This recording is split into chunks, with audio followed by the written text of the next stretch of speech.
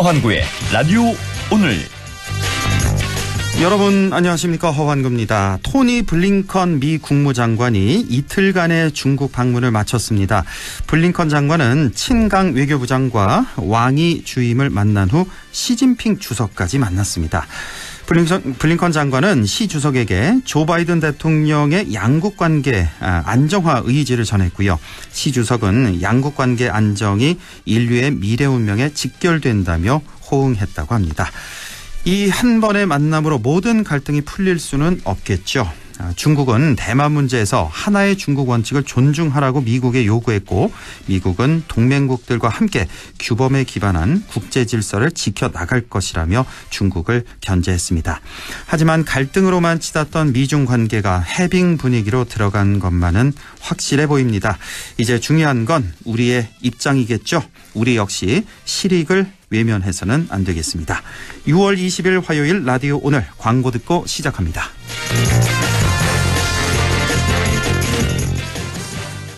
뜨거운 여름 불경기를 한 번에 날려버릴 KG 모빌리티만의 특별한 혜택. 완전히 새로운 디자인 1,800만 원대로 시작하는 합리적 가격의 더 뉴 티볼리 출시. 거기에 토레스 티볼리 하루 1만 원대 신개념 리스형 할부까지. 개별 서비스 인하 혜택이 6월에 종료되니 서두르세요. KG 모빌리티 전시장에서. 네, 라디오 오늘 화요일 순서 시작합니다. 1부 안영진의 쾌도난법, 안영진 변호사와 함께하겠고요. 2부 이슈 오늘에서는 청년들의 권리와 이익을 대변할 곳이죠. 제1기 경북청년의회가 발족했다는 소식입니다. 잠시 후 경북청년의회 손동광 초대 의장을 연결해서 자세한 얘기 들어보겠습니다. 이어서 한 주간의 시사 이슈 알아보는 시간, 최유한의 시사 따라잡기 준비되어 있습니다. 라디오 오늘 유튜브로도 다시 들으실 수 있습니다. 많은 애청 바랍니다. 네, 생활 속 어렵고 복잡한 법률 문제 쉽고 또 재밌게 풀어보는 시간이죠. 안영진의 쾌도난법, 안영진 변호사와 함께합니다. 어서 오십시오. 네, 안녕하십니까, 안영진 변호사입니다. 네, 안동을 비롯한 경북 북부 지역은 항소심이나 행정재판을 하려면 대구까지 가야 하는 그런 불편이 있었습니다. 그래서 현재 대구지방법원 안동지원을 안동지방법원으로 승격시켜서 불편을 해소하고자 하는 시도가 있었는데요. 관련 법안이 지금 통과되지 않고 있는 그런 상황입니다. 자, 오늘은 사법서비스 접근성 향상을 위한 방안에 대해서 얘기 나눠보겠습니다. 자, 안동지방법원을 승격시키자는 얘기가 꽤 몇 년 된 것 같은데요. 네, 20대 국회 때도 그 법안이 제출된 바가 있고 21대 국회 때도 김영동 의원이 대표 발의해서 제출된 바 있습니다. 법안이 이미 제출된 상태군요. 국회에 지금 계류 중인 상태, 통과는 안 되고. 네. 그러면 한 3년 됐다고 봐야 되겠네요, 그렇죠? 법안. 21대 국회는 이제 제출된 게 21대 국회, 그 전에 20대 국회도 했다고요? 그렇습니다. 그러면 뭐 한 6, 7년 됐겠네요. 법안, 그렇죠? 대충 봐도. 예. 네. 자, 지금 오늘 그럼 본격적인 얘기 좀 시작해 주실까요? 네.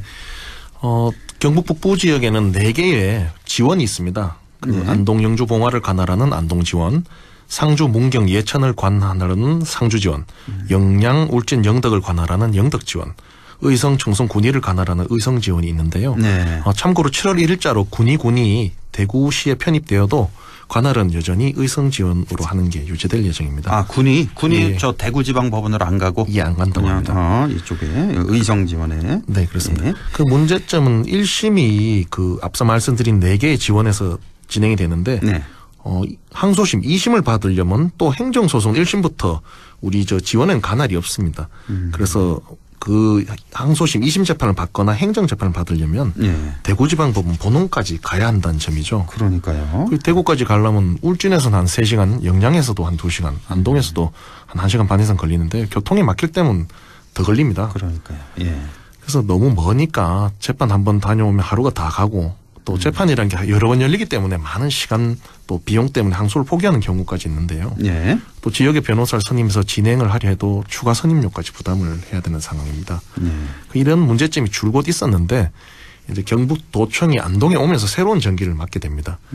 경북경찰청, 경북교육청 등 도 단위의 관공서가 모두 안동으로 이전하는 등 이제 도청 소재지로서 위상을 갖추어 나가는 흐름이 생겼다는 거죠. 예, 예.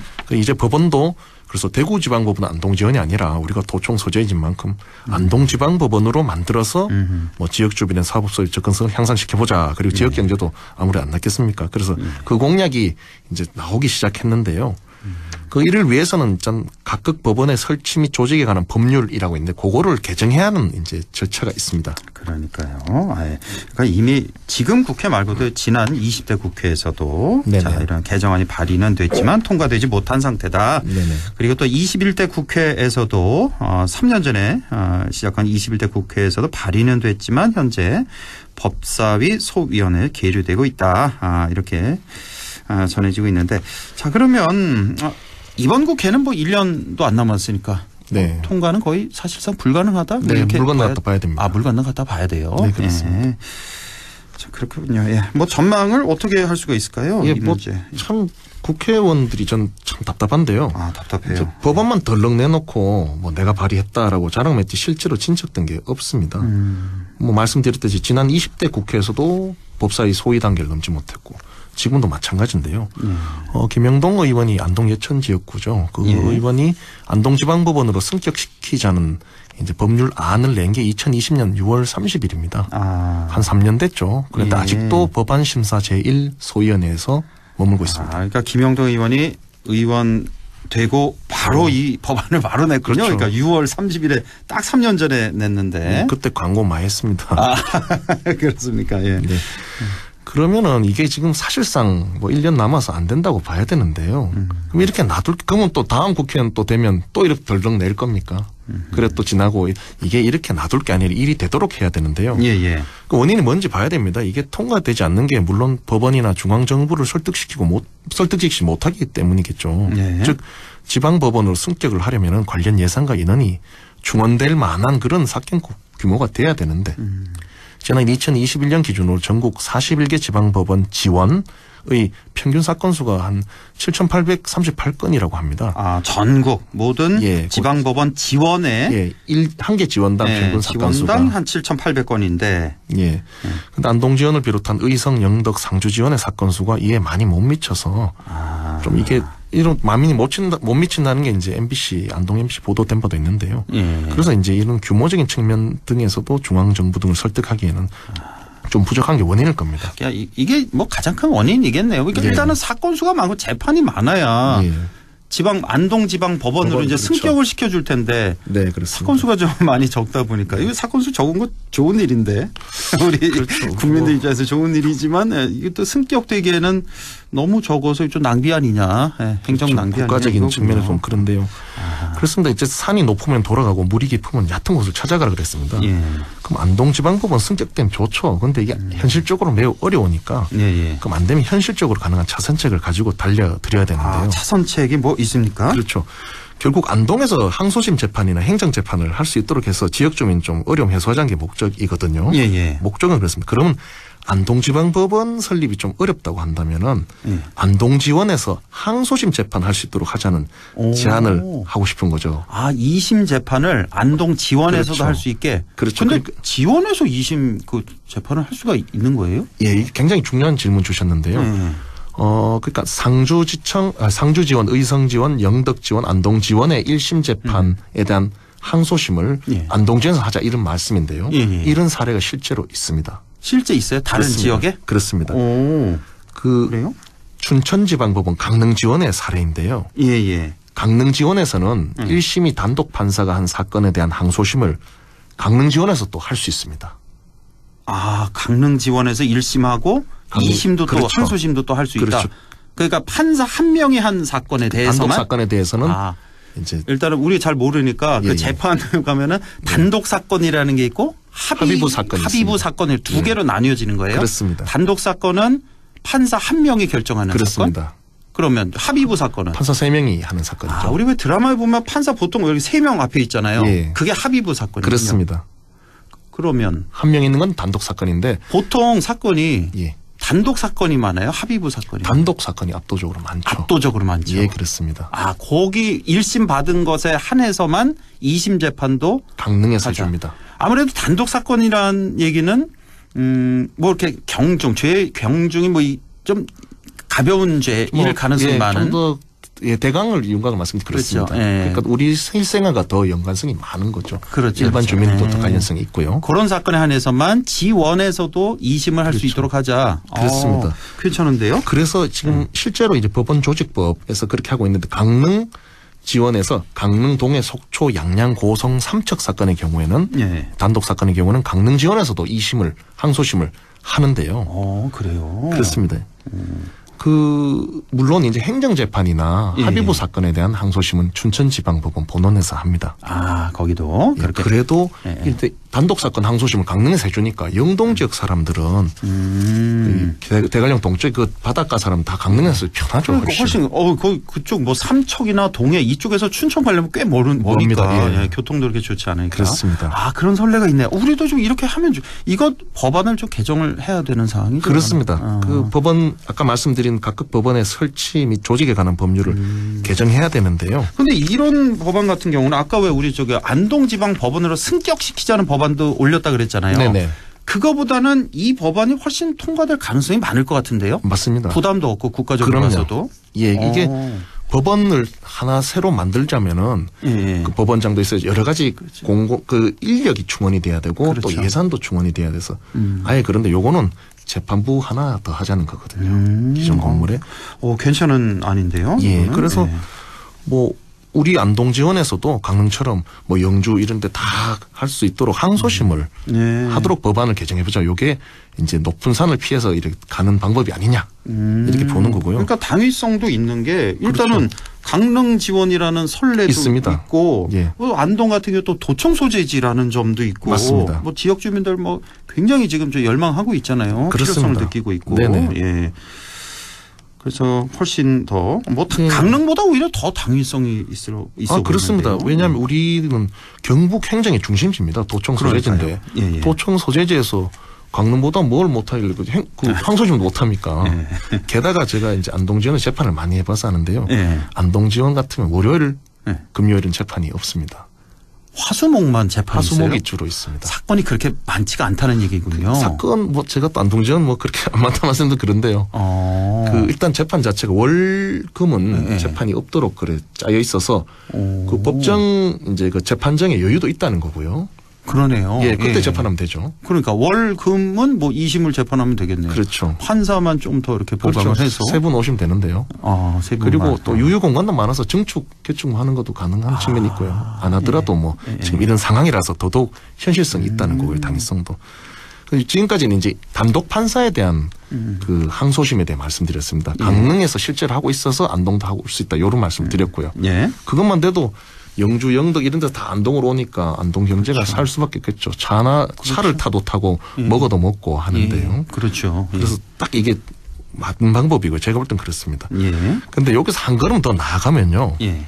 행정재판부 신설이라든지 고등법원 재판부 신설도 조금 장기과제로는 추진을 해봐야 됩니다. 행정재판 지금 그렇죠. 행정재판 1심도 무조건 지금 대구지방법원에서 하는데 그렇습니다. 행정재판 1심 정도는 각 안동에서 지원에서 하자. 안동지원에서 하자 이거죠. 안동지원에서 모아서 뭐 예, 상주지원, 그렇죠. 영덕지원 그렇죠. 다 모아서 안동지원에서 네네. 하자. 그렇습니다. 행정재판이라는 게 뭐고 고등법원 재판은 또 그렇습니다. 뭐고 이게 어떻게 봐야 되는 거예요? 참 이 저녁 시간에 퇴근하시는데 좀 어려운 말씀드리면 좀 송스러운데요. 아주 간단하게 그냥 예, 한마디로. 아주 간단하게 행정재판은 그렇습니다. 뭐 신하도에서 내린 허가 처분 취소한다든지 허가 무슨 뭐 어디 인허가 개발 허가 그렇죠. 뭐 인허가 뭐 그렇죠. 이런 거. 그런 겁니다. 그런 게 이제 행정재판이고 예, 행정청을 상대로 하는 재판이고요. 고등법원 재판은 뭐예요? 그래서 1심에서 아까 말씀드린 단독 재판이 있고 합의부 재판이 있습니다. 그런데 1심 합의부 재판을 항소하면 고등법원에서 항소심을 맡게 됩니다. 대구 고등법원에서 하는 거죠. 그게 그 차이였군요. 그러니까 예, 그렇습니다. 1심 재판이 아까 우리가 얘기했듯이 단독 재판이 있고 합의부 재판이 있는데 네. 1심 훨씬 많은 그 단독 재판 경우 거기에 이제 2심은 지방 법원에서 하는 본원에서 거고 하는 거죠. 본원에서 예, 하는 그렇습니다. 거고 합의부 재판은 고등법원에서 그렇습니다. 하는 거고. 정확하십니다. 그러니까 대구에 보면은 왜 대구 지방 법원이 있고 대구 고등법원이 있잖아요. 그렇습니다. 그래서 나눠 놓은 거군요. 그렇습니다. 예. 그래서 요거는 좀 이제 항소심 재판부 신설과는 좀 달리 약간 좀 더 어렵습니다. 어렵겠죠. 어렵고 예. 좀 장기 과제인데요. 지금 현재도 춘천지방법원에는 서울고등법원 춘천재판부가 출장 나와 있고요. 공식 명칭이 서울고등법원 춘천재판부입니다. 예. 청주지방법원 같으면 대전고등법원 청주재판부가 있습니다. 예. 그래서 이제 지방법원에는 고등법원 재판부가 출장 신설되어 있다는 건데요. 그래서 항소심 아까 말씀드린 건 물론이거니와 앞으로는 행정재판이나 고등법원 항소심이죠. 예. 할 수 있도록 안동지원의 재판부 두는 것도 좀 검토 추진해 봐야 된다는 건데요. 예. 두 번째 단계죠. 예. 이게 중요한 게 예. 지역 거점 지원의 항소심 재판부나 뭐 행정재판부, 고등법원 재판부를 신설할 수 있도록 하면요. 이런 법안은 여야를 떠나서 전국의 각 거점 지역 지원을 지역구로 두는 국회의원들 모두 찬성할 겁니다. 그렇겠죠. 예. 그리고 사법 접근성 차원에서도 영호남, 강원 모든 주민들이 찬성을 할 것이어서 한편 또 법원 성격 신설 이게 아니라서 예산이나 인력도 별로 추가되지 않는다는 점이죠. 그렇습니다. 예. 그래서 정치적으로나 예산적으로 충분히 돌파가 가능한 점이 있다는 거죠. 현실적으로 훨씬 가능성이 있는 그런 아니군요. 그러니까 제가 국회의원이라면 그 사람들 다 국회의원 만나서 우리가 한번 해보자 여야 떠나서 추진을 하는 거죠. 저는 여태까지 안동 지원을 안동지방법원으로 승격시키자 막 그런 운동 많이 했잖아요. 네, 맞습니다. 그것만 알고 있었는데 오늘 새로운 걸 알게 됐네요. 이런 논의는 제가 안동 정치권에서는 제가 최초인 걸로 저는 알고 있습니다. 그렇습니다. 왜냐하면 잘 모르죠 법원에서 그냥 예. 법원 오면 좋지 않겠네 이 정도 공약으로 이제 하는데 세밀히 뜯어봐야 되는 겁니다. 네, 그렇군요. 이러면 예산적이나 인력적인 부담도 피해서 우리가 실질은 확보하는 거죠. 그렇네요. 훨씬 가능성이 높은 그런 안이 되겠군요. 오늘 좀 정리를 해 주시죠. 결국 이제 수년째 뭐 안동법원 내가 승격 법안 내놨다 이라고 뭐 자랑만 하고 이러는데요. 그거 캐비넷에서 잠만 자고 있습니다. 그러면 그 부여잡고 있고 광고만 하기보다는 일을 되게 해야 되는 겁니다. 첫째는 안동지원에서 경북 북부 지역에 항소심 재판을 할 수 있도록 항소심 재판부를 강릉지원처럼 신설한 안을 우선 추진해야 한다는 겁니다. 이게 첫 번째 과제고요. 이게 된다면 장기 과제로는 한 10년, 20년 두고는 한 걸음 더 나가서 행정재판하고 고등법원 재판을 할 수 있도록 출장재판부를 신설하는 거를 좀 추진해 봐야 된다. 이 말씀입니다. 오늘도 아주 내용 너무너무 재밌었습니다. 그러니까 안동 지원 승격 얘기도 좀 잠깐 해봤고 항소심 재판을 안동 지원에서 하자. 이런 강릉처럼요. 네네. 우리 안영진 변호사의 주장. 좀 더 나아가서 행정재판 또 고등법원 재판도 안동 지원에서 할 수 있도록 추진해보자. 그렇죠. 여기까지 들었습니다. 쾌도난법 안영진 변호사와 함께했습니다. 고맙습니다. 감사합니다. 라디오 오늘 2부에서 뵙겠습니다.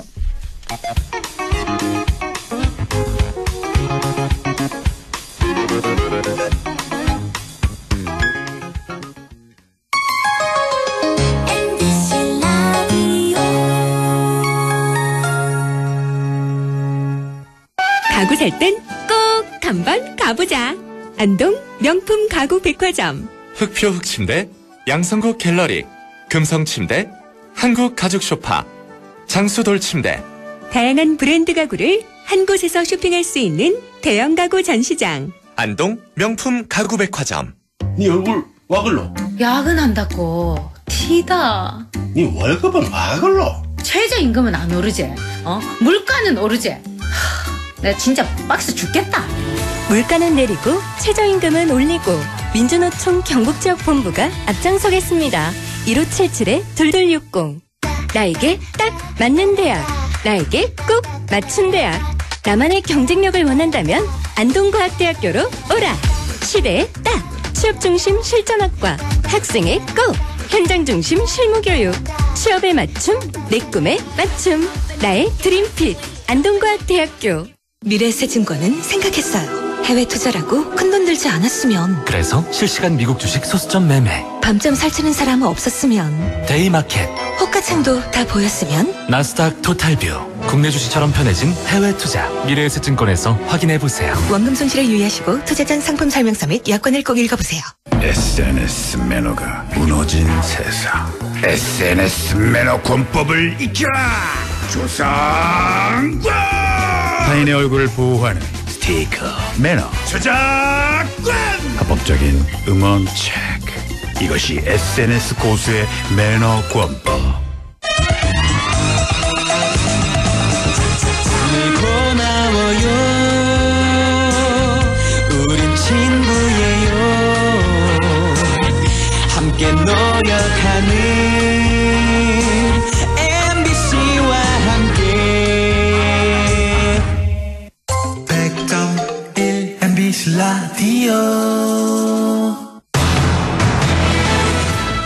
6시 25분 12초 지나고 있네요. 라디오 오늘 2부 이슈 오늘 시작합니다.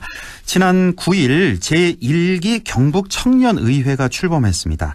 청년 정책을 발굴하고 청년의 참여 확대가 목적이라는데요. 도정 운영에 청년의 목소리를 담아낼 창구 역할을 하게 될 것 같습니다. 자, 제1기 경북 청년의회 초대 의장으로 선출된 손동광 의장을 연결해서 함께 얘기 나눠보겠습니다. 손동광 의장님 안녕하십니까? 네. 안녕하십니까. 손동광입니다. 예, 반갑습니다. 지난 9일 경북 청년의회가 출범했고 이제 초대 의장으로 선출되셨는데요. 우선 잘 모르실 테니까요. 우리 청취자 여러분께서 본인 소개부터 좀 해주신다면요. 네. 네, 안녕하십니까. 저는 경상북도 포항에서 나고 자라 동작구에 사업을 하고 있는 경상북도 청년의회 의장 손동광입니다. 예, 포항에서 나고 자라서 지금 사업을 하고 있는. 혹시 무슨 사업하고 있는지 좀 여쭤봐도 될까요? 예, 저는 지역에서 비즈니스 호텔 사업을 하고 있습니다. 그렇습니까? 예. 네네. 자, 초대 경상북도 청년의회 의장 손동광 의장이 되겠는데 사실 청년의회라는 말이 저도 그렇고 좀 많이 생소하거든요. 이 경북 청년의회는 어떤 배경에서 탄생하게 된 건가요? 네. 사실 의회라는 단어가 다소 무겁게 느껴지는데요. 네. 우리 청년들이 그만큼 중요하다는 것을 도 차원에서 이제 강조하는 것이라고 생각합니다. 청년의회는 이제 거버넌스의 일환으로 시민 참여와 이제 협력으로 우리 청년 정책의 정당성과 효율성을 제고하기 위해 출범했다고 해석할 수 있습니다. 네. 지방 소멸화에 따른 청년들이 지방에 정주하며 살 수 있는 여건을 우리 눈높이에서 바라보고 해석하며 청년 간 핵심 소통이 이루어질 수 있도록 하는 것이 우리의 목표라고 생각합니다. 네. 그러니까 이 청년의회, 그러니까 우리 경북도의회처럼 이렇게 따로 청사가 있고 이런 건 아니고 경북도청 안에 뭐 사무실 뭐 이렇게 좀 마련한 겁니까? 아니요. 따로 이제 의회처럼 활동하는 부분은 아니고요. 예. 우리 청년들이 이제 각자 지역에서 분과별로 활동을 하면서 그들 스스로 정책 개발하고 참여할 수 있도록 이제 도청의 청년과랑 함께 일을 하고 있습니다. 그렇군요. 따로 사무실 뭐 이렇게 청사가 있는 게 아니라 각 지역에서 네. 각자 아이디어도 내고 그러니까 1년에 몇 번씩 이렇게 모여서 회의 같은 걸 좀 하겠네요. 앞으로.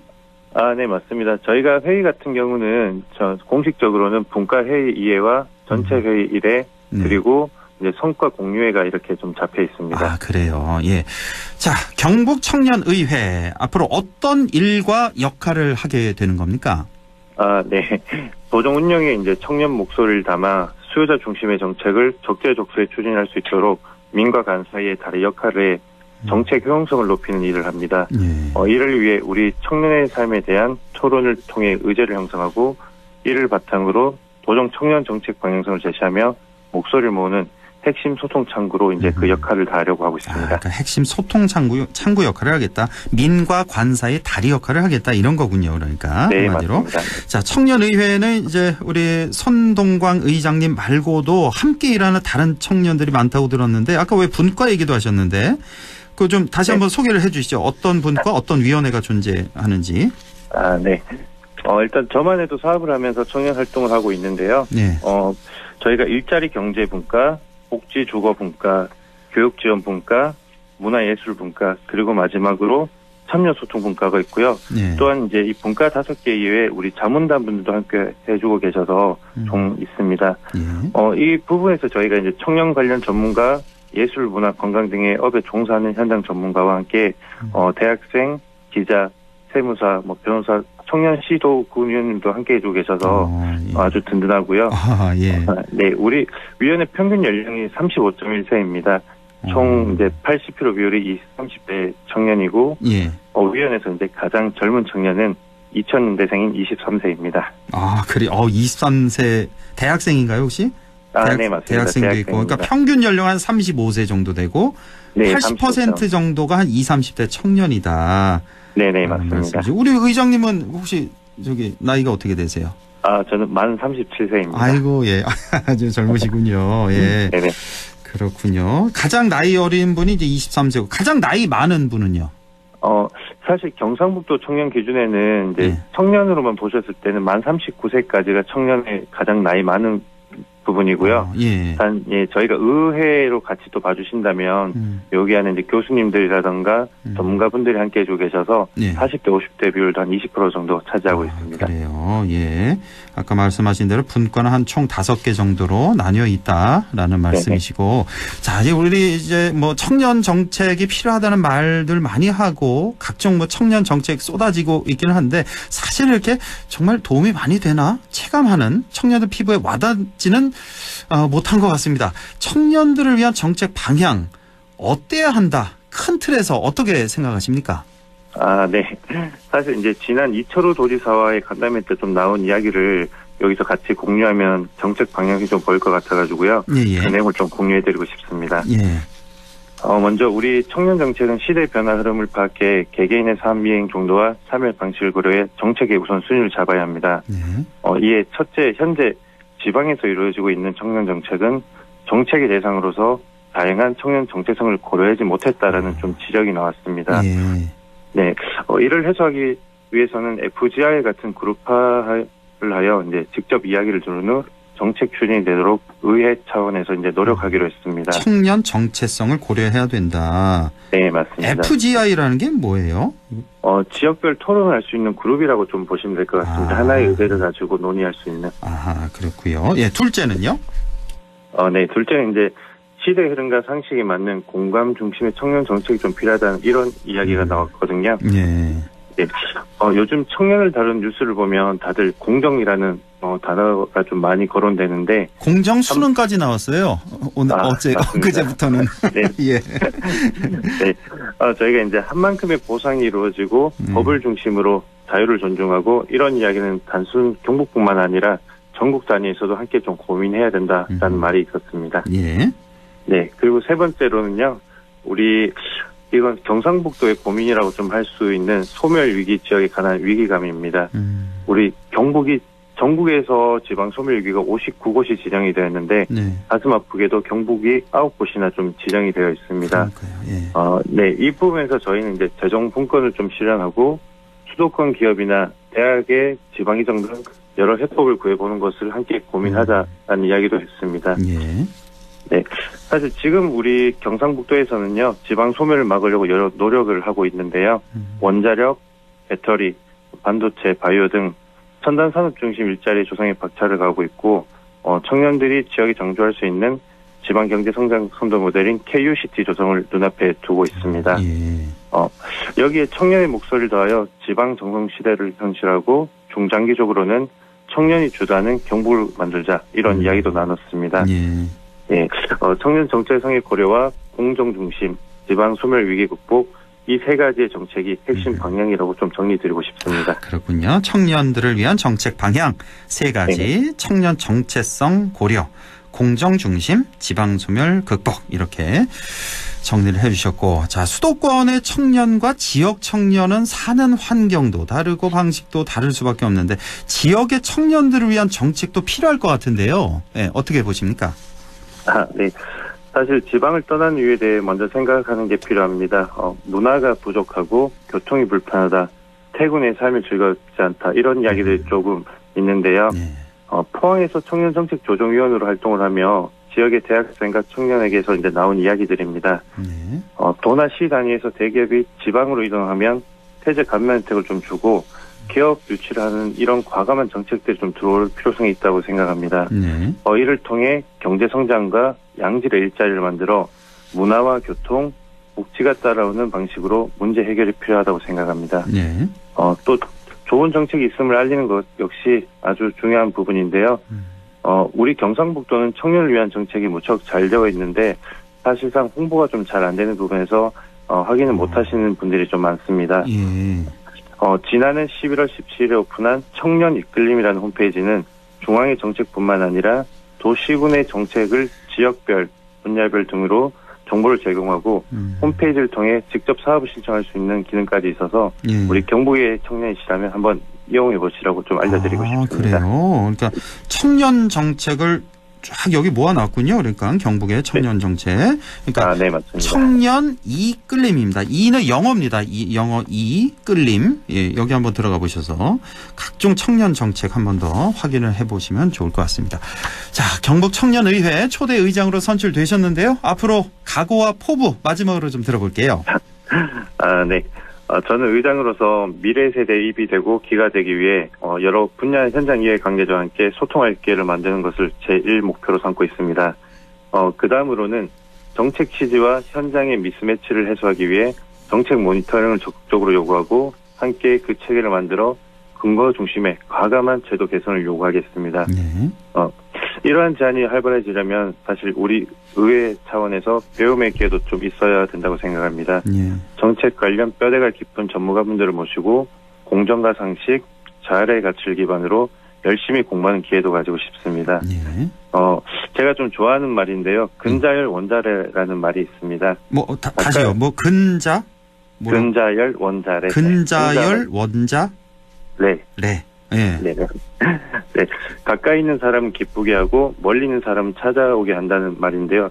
결국은 지역 주민이 즐겨야 그 스스로 문화가 되고 공간이 되면서 관광과 청년들이 정주할 수 있는 그런 복지 혜택이 자연스럽게 수반된다고 생각합니다. 네. 청년 친화 경북 그리고 언제든 찾아올 수 있는 경북 전문가 견해와 현장을 융합한 역할을 하고 싶습니다. 그렇군요. 근자열 원자래.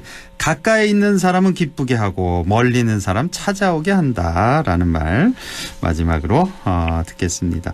자, 오늘 아주 패기 넘치는 이런 우리 경북청년의회 초대 의장님, 우리 손동광 의장님의 말씀들과 아주 든든합니다. 예, 미래가 밝고요. 예, 오늘 말씀 잘 들었습니다. 네, 고맙습니다. 네, 고맙습니다. 지금까지 경북청년의회 손동광 의장이었습니다. 라디오 오늘에서는 청취자 여러분의 참여를 기다리고 있습니다. 우리 지역에서 발생한 사건 사고 소식이나 함께 토론하고 싶은 내용을 안동 MBC 홈페이지 라디오 오늘 게시판에 올려주시기 바랍니다. 전화와 문자 참여도 하실 수 있습니다. 전화는 851국에 7191번, 문자는 샵 0913번으로 보내주시면 됩니다. 문자는 단문 50원, 장문 100원의 정보 이용료가 있습니다. 여러분의 많은 참여 바랍니다.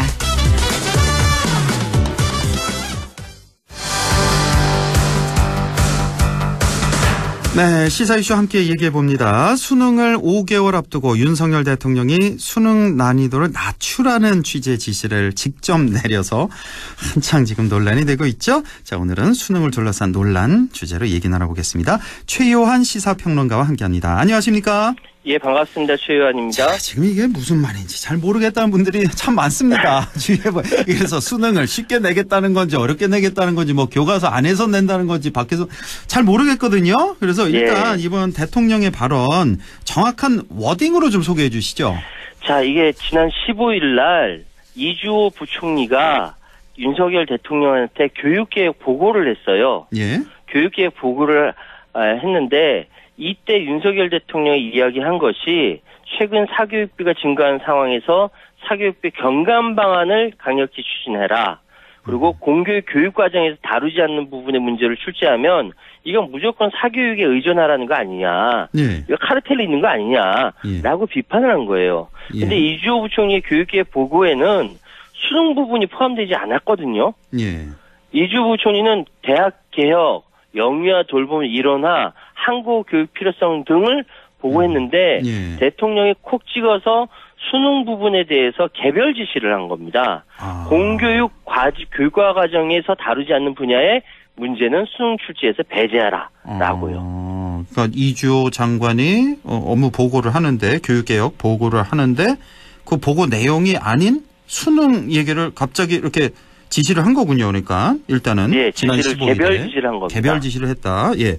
자, 이제 그 이후부터 이제 스텝이 이제 꼬이게 되는데 자, 이제 수능이 5개월밖에 안 남았단 말이에요. 이런 상황에서 갑작스러운 이런 지시. 그래서 지금 뭐 수능 준비하는 학생들, 학부모들에게 이거 물수능인가라는 이런 또 혼란이 생기게 되고 또 여러 가지 또 비판이 일자 또 대통령실에서 거듭 또 해명을 했잖아요. 이게 더 헷갈리는 것 같아요. 이유가. 그렇죠. 그러니까 더 헷갈리네요. 저는 대통령의 진위가 왜 자꾸 이렇게 이번뿐만 아니라 여러 번 이렇게 진위가 왜곡됐다는 얘기가 나오는데 그럼 우리 청취자님들께서 알아서 판단하셨으면 좋겠고요. 일단 이번에 대해서는 팩트는요.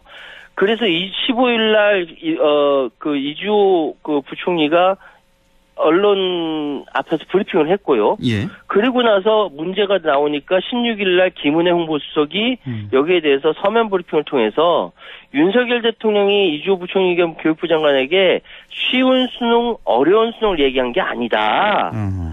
윤 대통령은 공정한 변별력은 모든 시험의 본질이므로 예. 변별력을 갖추되 공교육 교과 과정에서 다루지 않는 분야는 수능에서 배제하라 이렇게 얘기했다. 예. 여기서 공정한 변별력이라는 이건 모든 시험의 본질이라는 표현은 이날 또 새로 이렇게 표현을 한 거죠. 그러네. 이게 헷갈려지는데 이제 일단 변별력을 갖추되 그러니까 뭐 어렵게 좀 내란 얘기잖아요. 변별력 갖추라는 건. 그리고 또 공교육 교과 과정에서만 출제해라. 일단 좀 헷갈려지기 시작하는데 자 그래서 이 수능 난이도 논란과 관련해서 이런 이주호 장관이 또 대국민 사과 비슷하게 했잖아요. 기자회견인가요? 네. 그러니까 사과도 하고 엄중 경고도 받았다 대통령에게 이런 보도도 있던데요.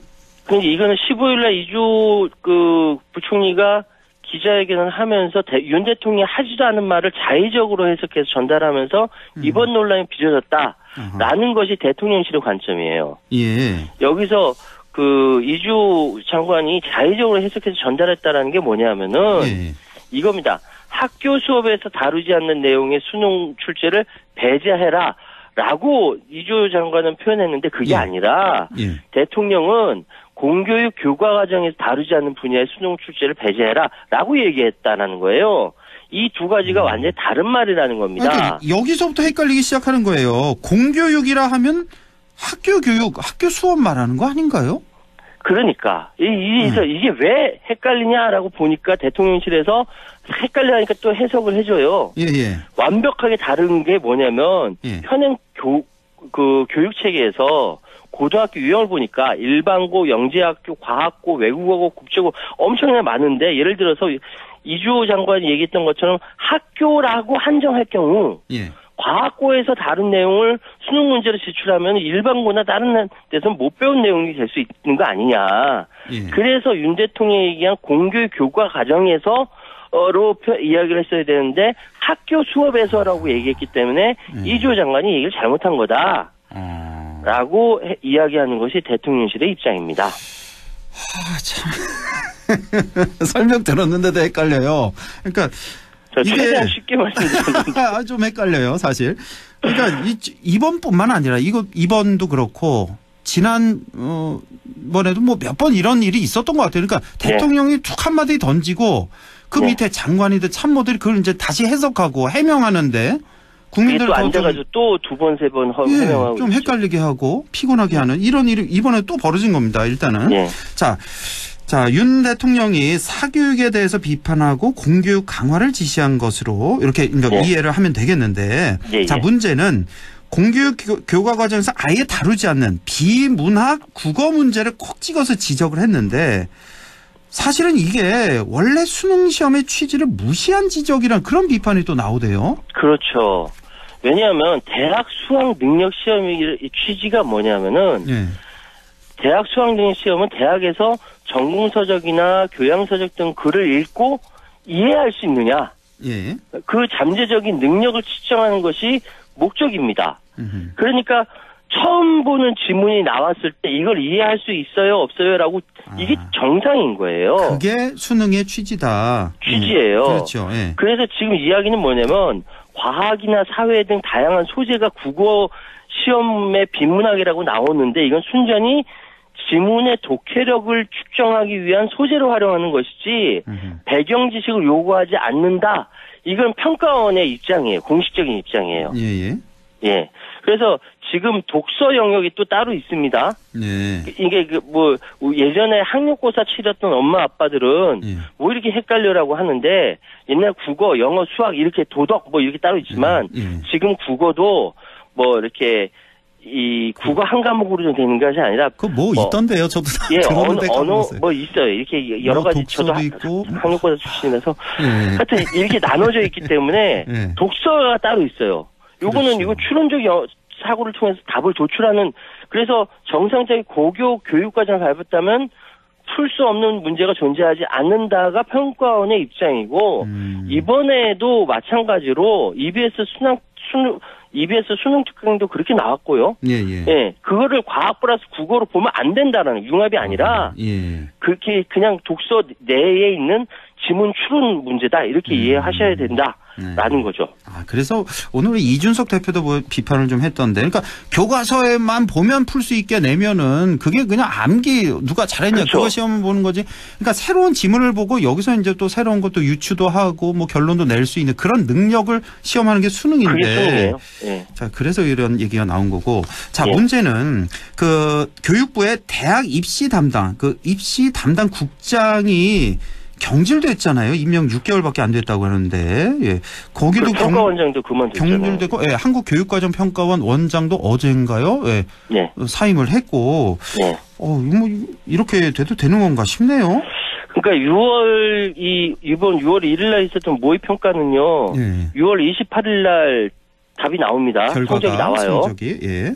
예, 아직 성적도 나오지 않았고 상황이 어떻게 되는지 모르는데 이미 평가 원장을 비롯해서 그 담당국장 교육부 이 대학입시 담당국장은 경질됐어요. 그러니까 6월 모의평가가 너무 어렵게 나왔다. 그게 이유잖아요. 그렇죠. 그러니까요. 그런데 이게요, 진짜 이게 문제가 있는 게 뭐냐면은 이번 대통령실에서 문제 삼은 국어 시험의 추정 1등급 컷이 1등급 컷이 화법과 작문이 97점이고 언어와 매체가 언매라고 부르죠. 이게 92점이에요. 아, 맞아. 우리가 아까 이름이 생각 안 난 게 이거군요. 예, 맞아요. 화법과 작문이고 언어와 매체예요. 언어 매체. 예. 화작이라고 하고 언매라고 해요. 맞아요. 예. 근데 기존에 어려웠다고 평가받았던 2019년 수능 국어 1등급 컷이 84점이고요. 예. 2022학년 수능 국어 1등급 컷은 언매가 85점이에요. 근데 제가 말씀드렸지 않습니까? 이번에 6월 모평에서 화법과 작문이 97점, 1등급 컷이 97점이고, 언어와 매체 92점이라고. 훨씬 쉬웠다는 얘기 아니에요, 이거? 예, 평이한 난도를 아는 거예요. 근데. 이게 어렵지가 않았다는, 그리고, 오히려 그러니까 이번 비문학 지문은 모두 다 학교에서 다루는 EBS 연계 교재를 변형해서 출제한 겁니다. 예. 어렵지가 않습니다. 학생들은 공부했던 거예요. 그럼 절대 이번 육모가 어렵지 않게 출제됐다. 이것만 봐도 알 수가 적어도 있는데. 대통령실에서 지적했던 국어 문제는 아니라는 거죠. 이상해요. 예, 자, 그리고 말씀드렸듯이 이제 한국교육과정평가원장이 이제 사직을 했고, 지금 또 교육부와 총리실이 함께 이 교육과정평가원을 또 감사할 계획이라면서요, 또. 그러니까요. 이게 사실 대통령이 지난해부터 그 교육부와 이쪽을 통해서 이 지시를 했다라고 합니다. 그러니까 교과 과정 내에서 문제를 내고 이렇게 연계해가지고 문제 내지 말라라고 했는데 이 부분을 이주호 장관이 대통령실에다가 교육평가연구원에서 말을 안 들어요라고 이야기를 한 겁니다. 그래서 총리실과 함께 감사를 한다라고 해요. 그런데 지금 이 같은 대통령실의 지시가 6월 모의평가 출제 경향에 반영되었지 않았기 때문에 그런 건데 이미 3, 4월에도 그런 얘기가 있었는데 그래서 입시 담당 국장을 경질했는데 그리고 감사를 한다라고 하는데 이게 맞는 방향인지는 잘 모르겠습니다. 그러네요. 그러니까 이른바 융합형 문제, 뭐 킬러 문제 이런 거 내지 말라고 했는데 왜 냈냐 이건데. 근데 조금 전에 우리 최요한 평론가가 말씀하셨듯이 점수가 굉장히 높네요. 이건 제가 얘기한 게 아니라 저도 이걸 확인하려고 입시 전문가들한테 전화해서 확인을 하고 말씀드리는 거예요. 그러니까요. 아주 쉽게 나왔는데 예년에 비해서. 왜 이런 사달이 나고 있는지 잘 이해가 안 가고. 자, 일단 뭐 여긴 그렇다 쳐요. 뭐 공무원들 알아서 잘 하겠죠. 자, 지금 발등에 불이 떨어진 사람 바로 수험생들 또 학부모들인데 지금 뭐 어떻게 하라는 건지 모르겠어요. 지금 뭐 쉽게 대비하라는 건지. 그러니까 대통령이 공교육 안에서 수능 문제가 출제돼야 한다. 공교육이 이걸 해결해야 한다는 이 방향은 맞다. 근데 이 방향 맞는 얘기인데 이걸 왜 수능 5개월 전에 얘기하냐 이거죠. 그러니까요. 그리고 수능 난도 낮추면 사교육 문제 해결된다 아니라는 거예요. 실제 온라인 커뮤니티 지금 난리가 났거든요. 어떻게 해야 되냐. 그러니까 결국 얘기는 이제 9월 모평 보고 그때 다시 짜야겠다라는 얘기들이 많습니다. 그렇군요. 9월 또 9월을 보고 다시 짠다고요? 뭐 그래봐야 또 한 두어 달밖에 안 남았는데. 그렇죠. 네. 자, 이건 모르겠네요.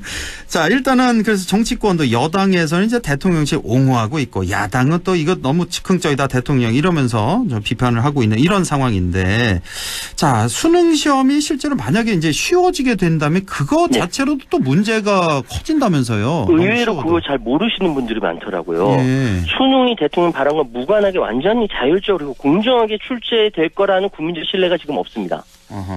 예, 그런 게 이게 이번에 수능이 쉽게 출제되면 말 그대로 대통령 수능 얘기했으니까 이거 쉽게 출제했네? 예. 그런 비판 나올 거고요. 그렇죠. 어렵게 출제되면 대통령 수능 발언을 국민이 논란을 의식해서 일부러 어렵게 출제했네? 그러니까 출제가 되면 문제가 될 거예요. 어쨌든. 그렇죠. 예. 그렇기 때문에 말 그대로 공교육에 맞도록 개혁하려면은 수능 난이도 조정의 문제가 아니라는 겁니다. 만약에 난이도가 쉬워지면 상대평가인 수능 상대평가예요. 한 1, 2등급 점수가 최고도로 높아지고 상위권 수험생은요 한두 문제 차이로 등급이 미끄러질 수가 있어요. 예. 난리가 납니다. 이게. 너무 쉽다면은 그럼요. 문제가. 그리고 이게 이 문제는 수능의 문제가 아니라 수능도 문제 있지만 그 문제보다는 경쟁력을 상실한 공교육 문제예요. 예. 그렇기 때문에 대통령실 주장대로 수능을 공교육에 맞추는 것이 아니라 공교육을 수능을 대비할 수 있도록 그 수준을 높여야 되는 거예요. 역량을 끌어올려야 되는 거. 그게 맞는 이치 아닙니까? 그렇죠. 이게 이제 근본적인. 지금 이미 내신은요. 공교육 수준에 맞추는 평가가 이루어지고 있기 때문에 사교육이 그거에 맞추고 있거든요. 예. 수능에 맞추고 있는 것이 아니라 내신에 맞추고 있어요. 그러니까 지금 이 방송 들으시는 분들 수험생이 없는 분들 잘 이해 안 갈 수 있는데 수능이 너무 쉬워도 문제가 되는 게 그러니까 1등급이 상위 4%잖아요. 그러니까 너무 쉽게 나와버리면 만점 100점 맞는 학생이 많잖아요. 그러니까 100명 중에 100점 맞아도 선택 과목이 무엇이냐에 따라서 달라질 수가 있어요. 그러니까 만점을 받아도 1등급을 못 받게 되는 그렇죠. 이런 상황이 있다는 거 일단은. 너무 쉽게 나오면 변별력이 없다는 얘기예요. 변별력도 문제고. 아우 이거 정말 어떻게 해야 될지 모르겠네. 자, 그럼 마지막 질문을 좀 드려야 될 것 같네요. 시간 관계상. 자, 마지막으로 지금 시험을 준비하는 수험생들 학부모님들께 이렇게 준비하시라고 좀 말씀을 주신다면. 아니 제가 저도 이제 그 수험생 학부모 이제 내년에 수험생 학부모인데. 그래요. 저도 지금부터 이거 바짝 신경을 쓰고 있거든요. 예. 일단 이번에 대통령실 워딩 보면요. 평가원 이야기 종합평 국어 과목에서 인문, 사회, 경제, 과학기술, 서적에서 인용됐던 고난도 문항들이 이 교과서나 EBS 교재 지문으로 대체될 수가 있습니다. 그러니까 EBS 80밖에 없어요. 그리고 수학도 교과서에 수록된 문제를 벗어난 신유형 문제 나오지 않을 것 같아요. 좀 더 어렵게 고난도를 어떻게 하려는지 잘 모르겠어요. 그러니까 지금 오히려 수능이 쉬워지면은 학생들이 수시 모집 최저 등급을 충족하는 학생들이 많아지기 때문에 실질 경쟁률이 오히려 높아질 수가 있습니다.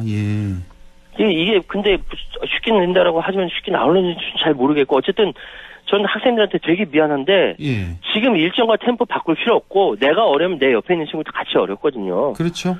쉬우면 같이 쉽고 현재 상황을 계속 자기 스탠스를 그대로 유지하되 포인트는 9월 모의평가 보고 다시 한번 전략을 짜는 게 낫지 않을까. 공부는 계속 열심히 잘 하시되. 저 이 정도밖에 말씀 못 드리겠네요. 100% 어떤 지침은 안 될 것 같습니다. 어떤 나침반은 안 될 것 같습니다. 정답이 없는 거니까요. 일단 EBS 교재 또 교과서 위주로 이걸 좀 강조를 해주셨네요. 그리고요, 저도 이렇게 살다 보니까요, 대학이 굉장히 중요할 것 같은데, 그렇지도 않더라고요, 살다 보니까. 여기 너무 목맬 필요도 없을 것 같아요. 수험생들 앞에서 그 얘기를 안 하세요. 그래요? 그리고 또 우리 세대랑 또 달라서. 다르죠. 또 앞으로 또 완전 다른 세대니까 여기 너무 목매지 않았으면 좋겠어요, 우리 학생들. 자, 오늘 말씀 이렇게 마무리를 하겠습니다. 지금까지 최요한 시사평론가와 함께 했습니다. 고맙습니다. 감사합니다.